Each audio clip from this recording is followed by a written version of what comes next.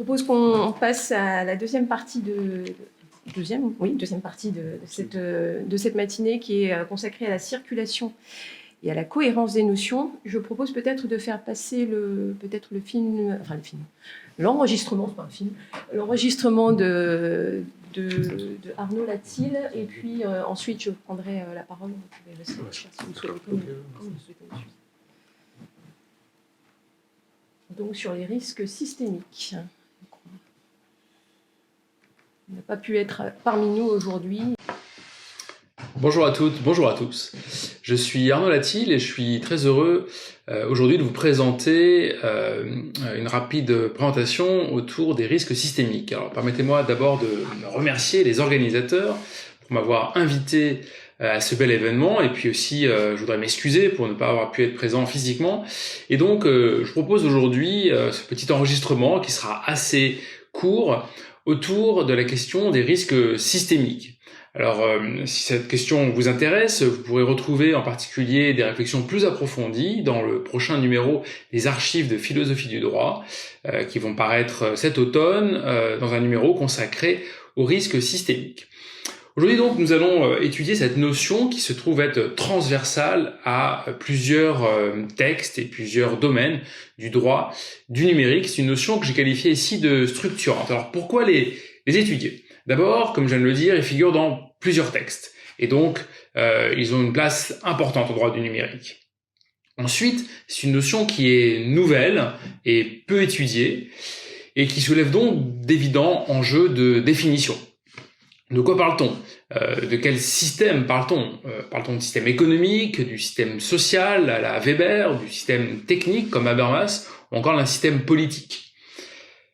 Ensuite, troisième point d'intérêt, c'est que les risques systémiques se trouvent au carrefour de grands enjeux politiques et économiques contemporains. Ce qui est systémique concernerait ce qu'il y a de plus important, de plus sensible dans une société. Et pourtant, en même temps, quand on parle de systémisme ou de système, eh bien, nécessairement, un certain scepticisme peut apparaître. Car en effet, quand on parle de système, quand on accuse un système, eh bien souvent, on accuse en réalité personne de réel.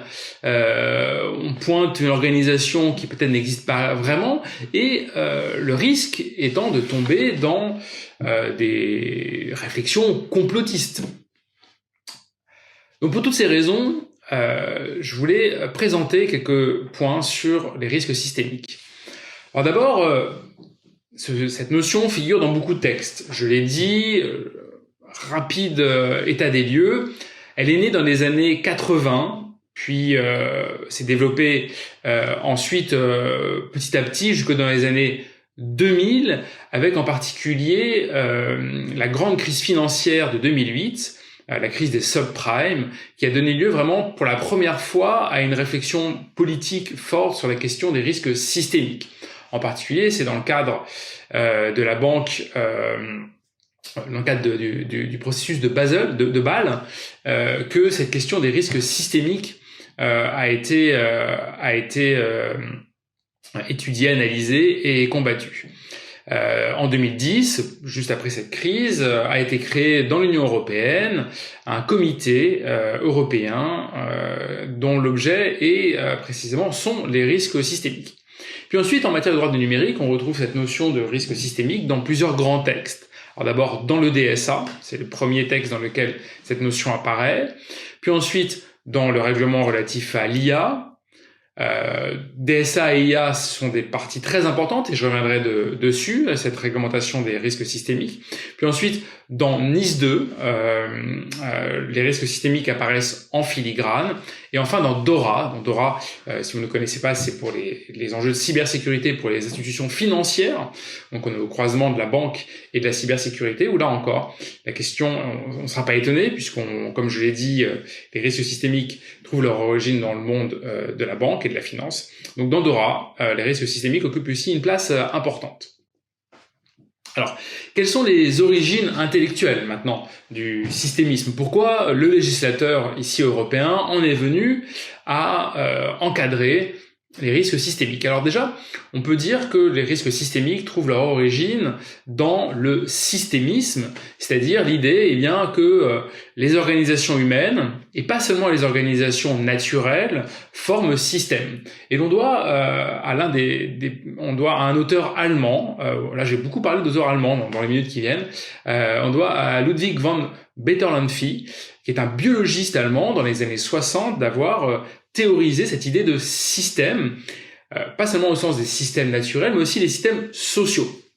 Naturellement, les sociologues, je le disais en introduction, ont aussi pris en compte cette notion de système qui est très forte chez eux. Mais si on prend la chronologie, donc il y a ce biologiste allemand, et puis il y a aussi Wiener, bien connu avec la théorie de la cybernétique, qui vise précisément à comprendre comment fonctionne le système d'information, au sens information, au sens de la circulation de l'information dans un groupe social. C'est le premier point.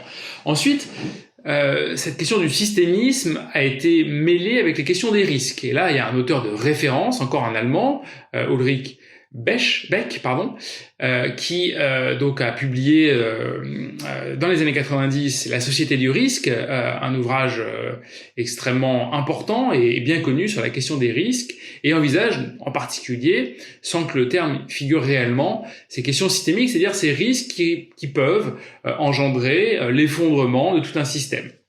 On trouve aussi des réflexions particulièrement intéressantes chez Hartmut Rosa, donc un sociologue et philosophe allemand contemporain, qui parle lui beaucoup d'accélération du temps technologique et donc également des risques qui y sont liés. La réflexion sur les risques peut conduire à envisager que des pans entiers de la société risqueraient de s'effondrer, que donc des systèmes entiers, le système de santé, le système politique, le système économique, risqueraient de s'effondrer. Et ça, c'est un discours qu'on retrouve beaucoup chez une partie de la population. Alors c'est pas des réflexions scientifiques qu'on appelle souvent les collaptionnistes. Les collaptionnistes sont ceux qui imaginent que tout va s'effondrer. Ils flirtent également avec les survivalistes.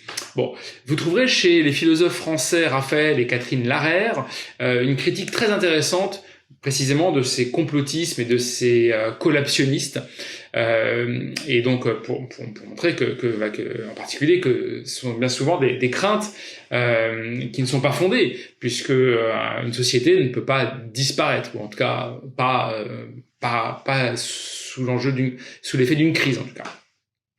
Du point de vue des juristes, les risques systémiques sont encore assez peu étudiés, mais on peut en trouver une certaine étude chez deux collègues, la professeure Marianne Frison-Roche, qui étudie la compliance depuis longtemps, et donc à travers la compliance s'intéresse également aux risques, en particulier aux risques systémiques, et puis chez Antoine Gonnet, en particulier pour les risques financiers. Alors, que sont les risques systémiques ?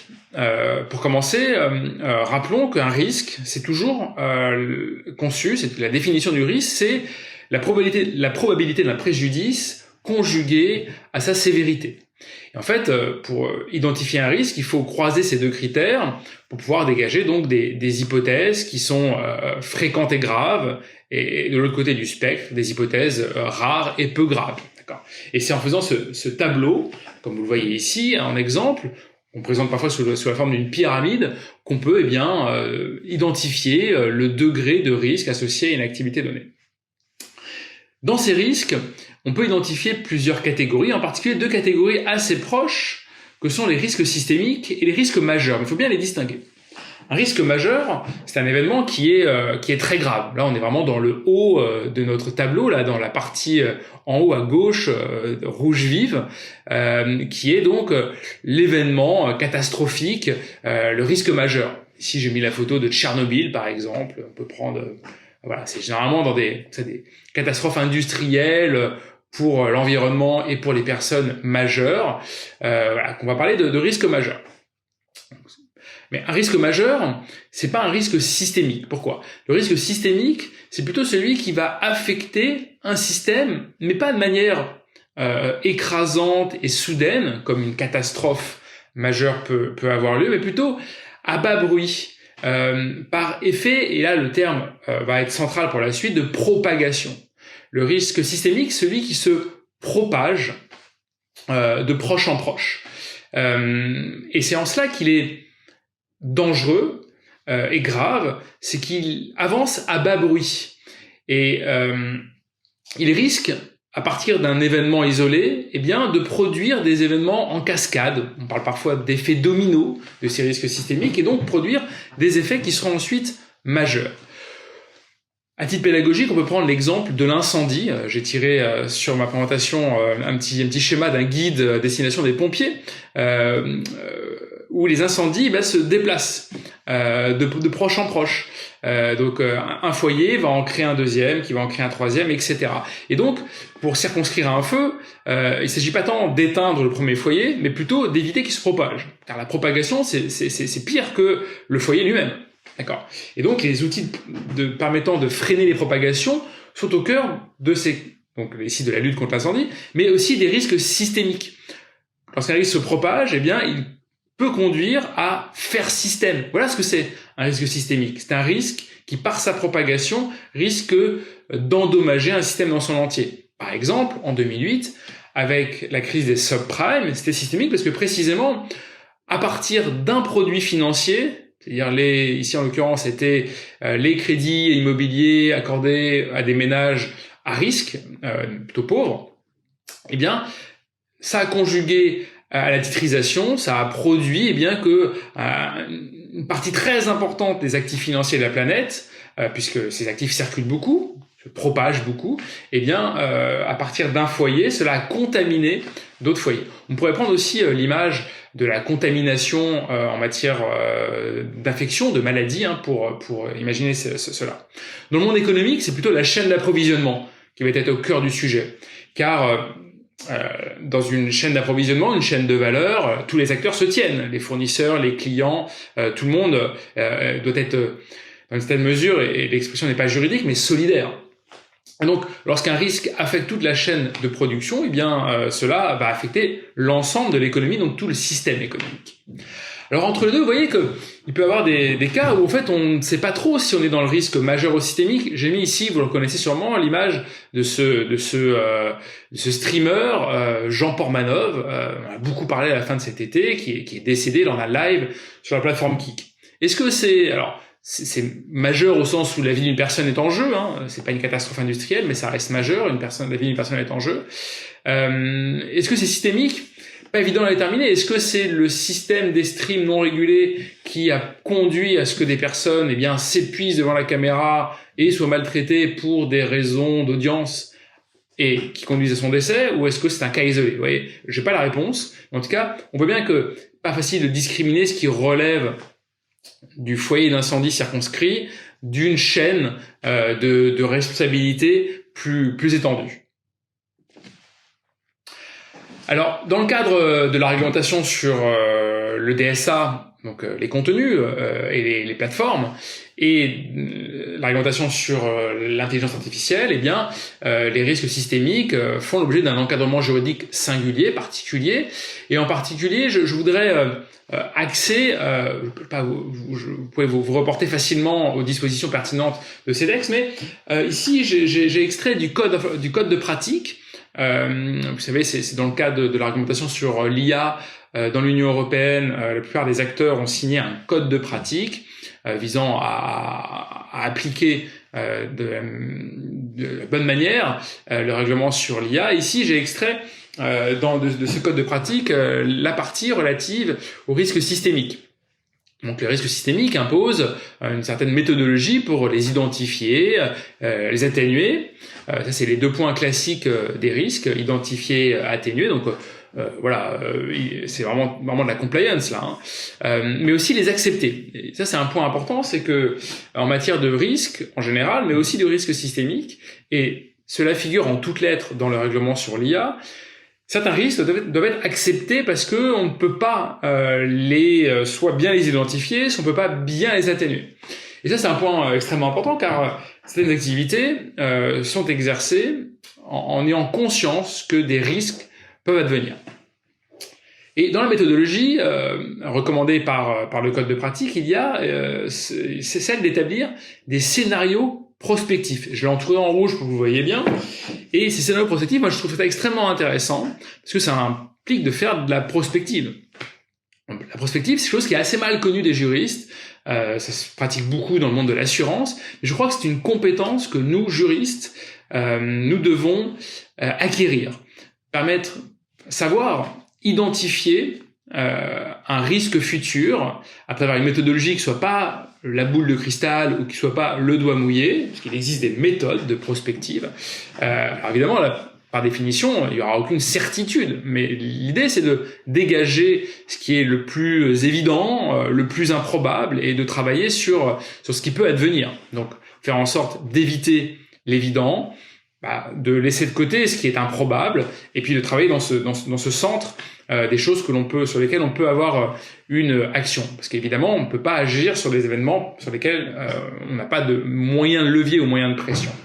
Ça fait l'objet donc de compétences, et je crois que les juristes, notamment dans le cadre d'un travail de conseil et de régulation, eh bien, devraient acquérir ces compétences.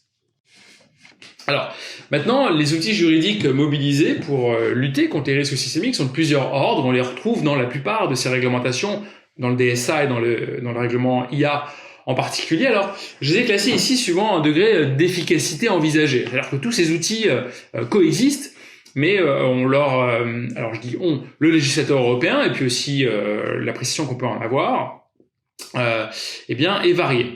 Alors, parmi les outils les moins efficaces, il y a les autorisations administratives. Bon, évidemment, on pourrait se dire le mieux, ce serait de tout vérifier en amont et d'autoriser uniquement ce dont on est sûr qu'il pose aucun problème. Bon, ce serait extrêmement rigide, ce serait vraiment anti-économique, ce serait liberticide. Donc, c'est vraiment pas du tout des solutions qu'on envisage. Alors, même si ça peut exister, par exemple pour le cinéma, le régime d'autorisation préalable existe, ou en matière d'urbanisme, bon, ça existe, hein, ça permet d'éviter pas mal de choses, hein, évidemment, hein, mais bon, en numérique, la tendance est quand même plutôt au libéralisme. Ensuite, les infractions pénales. Le pénal a un effet prophylactique, donc édicter une infraction pénale conduit les personnes à respecter le comportement attendu par crainte de la sanction. C'est bien, mais ça marche pas dès lors que les acteurs se situent à l'étranger, par exemple. Donc bon, pas forcément très efficace dans une perspective vraiment internationale. La responsabilité civile ex post, bon, c'est bien aussi, mais d'un point de vue global, si le mal advient, bon, certes, le réparer c'est une bonne chose, mais le mieux serait qu'il n'advienne pas. Hein. Surtout quand c'est systémique, car si le système est endommagé, le réparer, on imagine, devient très coûteux, très difficile. Donc, comment faire pour éviter que ce système soit endommagé? Eh bien, c'est vraiment le cœur du sujet. Hein, j'ai mis au cœur du tableau. C'est la compliance et la régulation. Les textes cités, DSA, RIA, NIS 2, DORA, sont des textes à majorité de compliance, avec des obligations ex ante et des contrôles par des autorités de régulation. C'est le cœur du sujet. Mais également, de manière assez efficace, peut-être pas forcément plus efficace, il y a toutes les politiques publiques préventives, sans forcément d'obligations ou de sanctions juridiques associées. Je pense au nudge en particulier, vous savez, ces politiques publiques qui visent à encourager un comportement vertueux. Cela s'inscrit vraiment en marge des obligations juridiques. Et puis, entre les deux, les outils de gouvernance de crise, comme par exemple l'ENISA en développe, ou Viginum en France, mais il y aurait plein d'exemples à donner, eh bien, c'est un bon moyen, plutôt préparer les organisations aux crises, c'est un bon moyen finalement d'éviter la survenance de ce risque, puisque les organisations, les personnes seront prêtes en cas de survenance d'un événement à risque. Donc, plusieurs outils juridiques mobilisés autour de cette notion de risque systémique. Voilà en quelques mots, j'ai déjà été trop long au sujet de ces risques systémiques que je voulais vous présenter. C'est trop peu, je sais, j'aurais beaucoup aimé être avec vous aujourd'hui. En tout cas, je vous remercie de votre attention, et puis n'hésitez pas à m'écrire si vous avez des questions ou si vous voulez prolonger la discussion. Je vous remercie.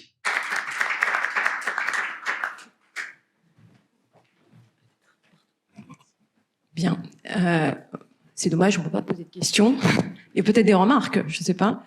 Ce que je vous propose, c'est que je me donne la parole et que je prendrai pour quelques minutes. Et ensuite, on fera quelques minutes de pause quand même